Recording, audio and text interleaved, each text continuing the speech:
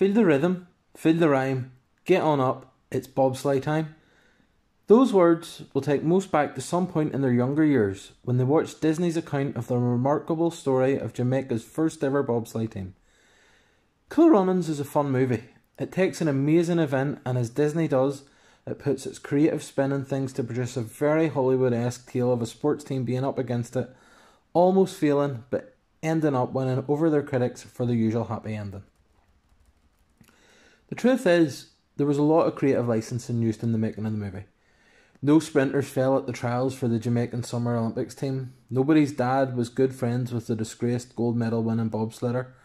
They didn't hold kissing competitions to raise funds. Nobody had to sell their car to get the team to Calgary. And there was no bar fight with the East German squad after they disrespected the Jamaican team. While all that may seem a little far-fetched, the real story behind how Jamaica ended up with a bobsleigh team and the events since might actually be all the more remarkable. Disney tells a good uplifting story, but the facts are the only truth in it was that Jamaica went to the 1988 Winter Olympics in Calgary and sadly crashed in their final run, but the names have all been changed and the true story is different.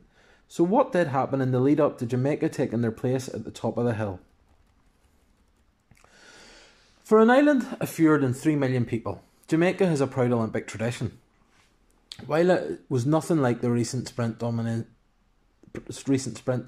led by stars like Usain Bolt, Elaine Thompson, Omar McLeod, Shelley-Ann Fraser, Veronica Campbell-Brown and Melaine Walker, they had won 18 medals by the time of the 1988 Winter Olympics. All but one of those had come in athletics, with none in the winter version of the Games. In fact, Jamaica had never sent a single athlete to the Winter Olympics. But then again, why would they? George B Fitch was an American businessman who had worked in the US Embassy in Jamaica under the administration of Ronald Reagan. He was much travelled and by 1987 he was working in Paris, France. He returned to Jamaica in the summer of 1987 for a friend's wedding and the conversation was all about what an exceptional athletics team Jamaica had in training for the 1988 Summer Olympics in Seoul, South Korea.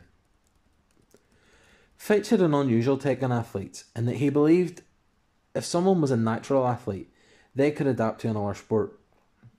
While in conversation with William Maloney, a Seattle businessman, and Colonel Ken Barnes, who is the father of English football international John Barnes, Colonel Ken Barnes of the Jamaican military, he inquired about Jamaica's team for the Winter Olympics, which were about 6 months away. Naturally, Jamaica had no plans to enter, but undoubtedly under the influence of more than a few rums, the gauntlet was laid down to see if Fitch and Maloney could get a Jamaican to participate in the Calgary Games. Fitch went through a list of the events, and after attending a pushcart derby the day after the wedding, he and Maloney noted similarities between the derby and bobsleigh. It seemed like a perfect fit, as Jamaica had a knack for producing sprinters whose key attributes were power and pace, so could they use those talents to push-start the bobsleigh and compete against the more experienced nations. Immediately, they set out to work to try to make a team. The idea was taken to the president of the Jamaican Olympic Association, Michael Fennell, who got behind the project, and then the first point of contact was the Summer Olympics squad. But in those days, both versions of the Olympics took place in the same year, so all of the elite athletes were preparing for Seoul and had no interest in risking injury and what felt like some crazy notion that could prove dangerous to their careers and possibly even lives. Other athletics clubs were approached, but yet again they had no takers, so the invite went public and adverts were placed in local newspapers. After another poor response, the offer was put to the military and Colonel Barnes came to the rescue by putting forward some names after a conversation with Major George Henry.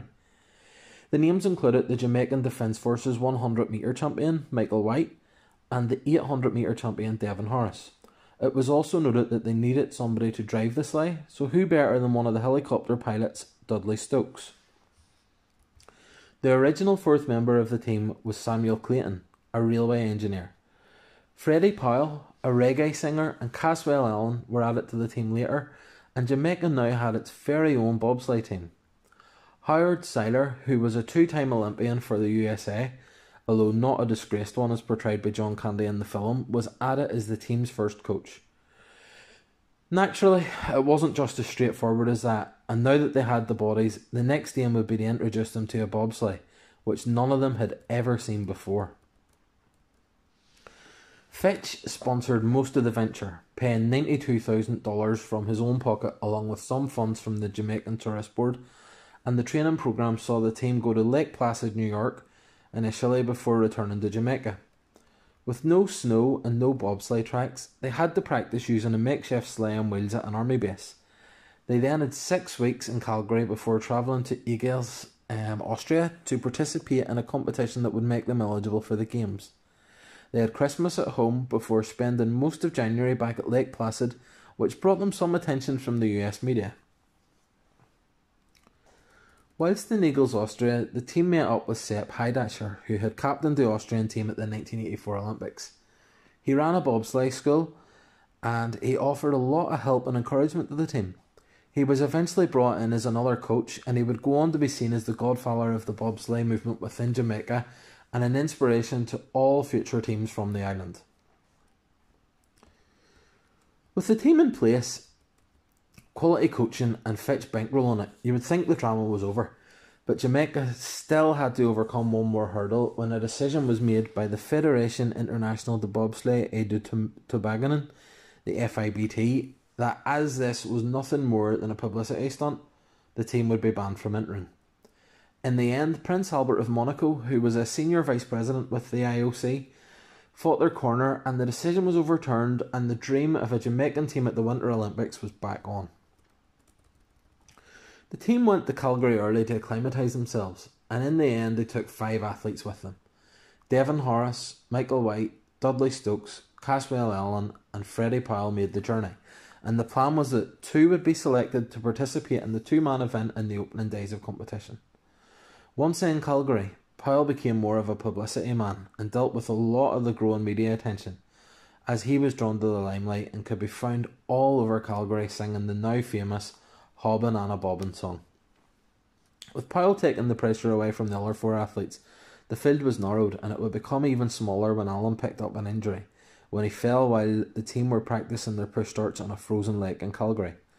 In the end, it was decided that the 2-man team would be made up of Michael White and Dudley Stokes, with Horace the unfortunate third wheel. White and Stokes performed admirably, finishing 30th out of 41, which doesn't sound great, but when you consider where they had come from in just 6 months, it was a remarkable achievement. However, the competitive spirit ignited a flame within them, and after getting a taste of the action, they weren't content in spending the rest of their time in Calgary wandering around the Olympic Village, and instead they began to think about how they could enter the 4-man event. With Allen out injured, and Powell living the dream by capitalising on all the attention he craved in the bars and restaurants of Calgary, the team had another major issue to overcome. They had 3 bobsledders and 4 seats to fill in a 4-man sleigh. Worse still, they didn't even have a 4-man sleigh, and the money tree that Fitch had been sponsoring the team with was now bare. Those were immense barriers, but when you're so close to your destiny, nothing will stop you from fulfilling it, and these men were too strong characters to allow themselves to be defeated. Fitch's wife had designed some t-shirts for the team, and with the rising popularity of Team Jamaica, these t-shirts soon became the must-have souvenir to bring home from Calgary, and they flew off the shelves. Soon enough money was raised, and they were able to buy an old sleigh from the Canadian team, so now they just needed a bum to put on a seat and they were good to go. Chris Stokes, who was the brother of Dudley, was a high school sprint champion. He was at the University of Idaho and had aspirations of one day representing Jamaica in the Summer Games. His personal best of 10.4 seconds in the 100 metres wouldn't have been enough to get to Seoul in 1988, but he was still young and may have gone on to future games. But the main point was, he was an athlete and he was in Calgary to support his brother. Chris was drafted into the team, and in 3 days he was taught everything he needed to know by his teammates, which when you consider they themselves had never raced in a 4-man bobsleigh, probably wasn't a huge amount. However, he was fast and he was strong, and they were able to teach him enough to get him to the top of the hill, and Jamaica now had everything they needed to participate in their second event of the Games. The US media had been following their story since back when they were training in Lake Placid, and the two-man event had given them some good coverage, although it wasn't particularly respectful as they were still seen as some kind of a joke. However, the USA's ice hockey team had been knocked out early, and television executives now had a lot of their schedules to fill, so the Jamaicans were thrust into the spotlight. In the first run, the team were let down by their equipment, as one of the push bars collapsed during the start, and then in the second run, Michael White struggled to take a seat in the sleigh, which again cost them time. In those days, the competition consisted of 4 runs over 2 days, and after day 1, Jamaica were well down the rankings after 2 disappointing displays. Overnight, they were able to get rid themselves of nerves and came into day 2 with an attitude of, we're here, so may as well do what we can to push ourselves up the rankings. Unfortunately, during a walk of the track beforehand, Dudley Stokes fell and hurt his shoulder. The team decided to go ahead with run 3, but also wondered how Stokes' driving would hold up with the injury. With nothing to lose, Jamaica made their way to the start and actually made an excellent start, with their push start timed at the 7th fastest in the entire competition. Unfortunately for Team Jamaica, the fast start meant they were hitting the turns harder and faster than ever before. Had he not been injured, Stokes may have been able to deal with it, but with estimates suggesting they were hitting speeds of 85 km per hour, he lost control and the team crashed before sliding their way down to the bottom of the course. It's thought the worldwide audience was close to 1 billion people as the Jamaicans crashed, and there was a genuine concern as people saw their helmets scrape against the ice for hundreds of metres before grinding to a halt on the final straight. Fortunately, nobody was hurt, and while everyone else was proud of their efforts, several of the team have spoken of feeling embarrassed and that they had let themselves down, which ironically brought them closer together, as they wanted to prove themselves as genuine athletes rather than the gimmick that so many people thought they were.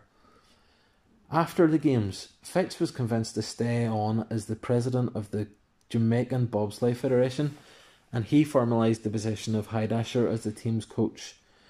This gave Jamaican Bobsleigh a platform from which to build, and while funding was always an issue, the 4 men from the 1988 team all returned 4 years later at the 1992 games in Albertville, France. As time went on, the faces began to change, but Jamaica continued to compete. Dudley and Chris Stokes would compete in 4 Olympics in 1988, 92, 94 and 98. Devon Harrison 3, 88, 92 and 98, while White would only participate in 2, 88 and 92. However, there would be Jamaican representation in bobsleigh for 5 Olympics in a row between 1988 and 2002. Calgary laid down a marker, but the real highlight came in Lillehammer 1994. The Jamaicans finished 14th, ahead of teams from the USA, Russia, Australia and France, which is even more impressive when you consider Team Jamaica's budget was $60,000 and Team USA's was $6 million. Team Jamaica failed to make the Olympics in 2006 and 2010, but in an odd way these games were just the greatest moments in Jamaican bobsleigh history, at least for one Jamaican. Lascelles Brown represented Jamaica between 1999 and 2004. In the 2002 games in Salt Lake City, he along with his teammate Winston Watts set track and Olympic records for the push start section of the 2-man event. Brown was regarded as one of the best brakemen in bobsleigh, but unfortunately his future lay away from the island. Brown spent most of his time training in Calgary. Whilst there he met a local woman, fell in love and got married. Brown was now training full-time in Canada, and as he was widely regarded as a top-tier athlete, he was invited to represent Team Canada. Brown, who's often shown frustration at the Jamaican Bobsleigh Federation, accepted the invitation and gained citizenship just before the 2006 Olympics in Turin. Brown won a silver medal in the 2-man event with Pierre Luders before coming back 4 years later to win a bronze in the 4-man event alongside Lyndon Rush, Chris Lebihan and David Bissett in Vancouver. Team Jamaica returned to the games after a 12-year absence when they qualified for the 2014 games in Sochi, Russia.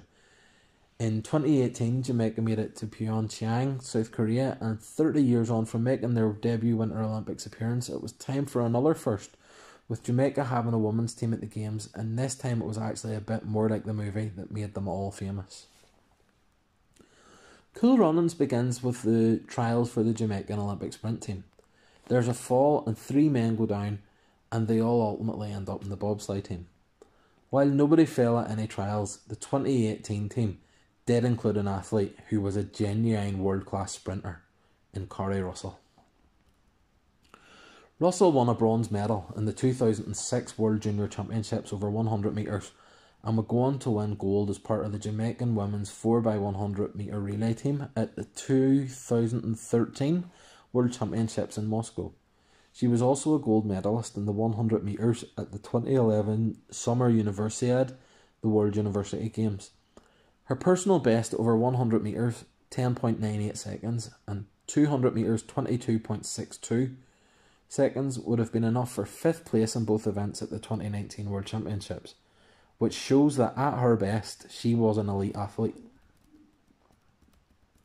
When Russell was first approached about representing Jamaica in bobsleigh, she made the decision along with her athletics coach, who felt that the training could help her become more explosive as a sprinter.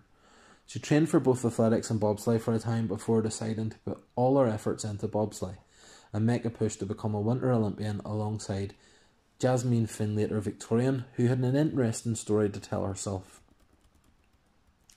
Fenlator-Victorian was born in the USA and actually went to the 2014 Winter Olympics with her birth country. She was already well used to sharing a bobsleigh with an athlete, with her partner in Team USA being Lolo Jones, who came 4th in the 100 metre hurdles at the London 2012 Summer Olympics. Together they finished 11th in the 2-person event. Fenlator-Victorian is of Jamaican descent and was first approached to represent Jamaica in 2010, but turned the opportunity down. However, by 2016 she had a different view and decided to make the switch, citing a wish to help build diversity within the sport. Her husband, Aaron Surf Victorian, also made the switch from USA to Jamaica. Together with Russell and another Jamaican, Audra Segre, who is a skeleton racer, they became the first women to go to a Winter Olympics on behalf of Jamaica, with qualification being confirmed on an emotional day for Russell in particular, as it was the 3rd anniversary of her late father's death. In typical Jamaican winter sports tradition, despite qualification being secured, there was still time for some drama. Sandra Kiriasis, who won a gold medal in the 2006 Winter Olympics with Team Germany, was coaching the women's team. The team were initially using a Japanese sleigh, but it wasn't fit for purpose at international level, so Kiriasis pulled a few strings locally and was able to rent a Latvian-made sleigh from a club in Winterberg, Germany. However, weeks before the event, she said her role was changed from driving coach to track performance analyst, which would mean no access to the athletes. Unhappy with this development, Kiriasis resigned and took her sleigh with her. Faced with the prospect of having no sleigh to take their place in the hill in Pyeongchang, it looked like all the hours of training and turmoil would be in vain. Luckily, they got a late reprieve when Red Stripe, a Jamaican beer company, got in touch and bought them a sleigh to allow them to compete. Despite the late drama, Russell and Fenlator-Victorian were able to take their place and finished 18th of the 20 teams who participated. Having been to 7 Winter Olympics, the Jamaicans are now a regular part of the Games. However, the same old problems exist, with some saying there's a lack of funding, while others, like Lascelles Brown, says there are sponsors, but the money isn't always reaching the right areas. Despite whatever politics are going on, Team Jamaica are moving forward, and they're already looking forward to the 2022 Games in Beijing, China. Carrie Russell has now trained to become a pilot after being a brakeman in 2018. She is also aiming to compete in a brand new event, Monobob, which is essentially a one-woman bobsleigh, and she has high hopes that her speed and newfound driving skills can see her become the first Jamaican representing Jamaica to pick up a medal at the Winter Olympics.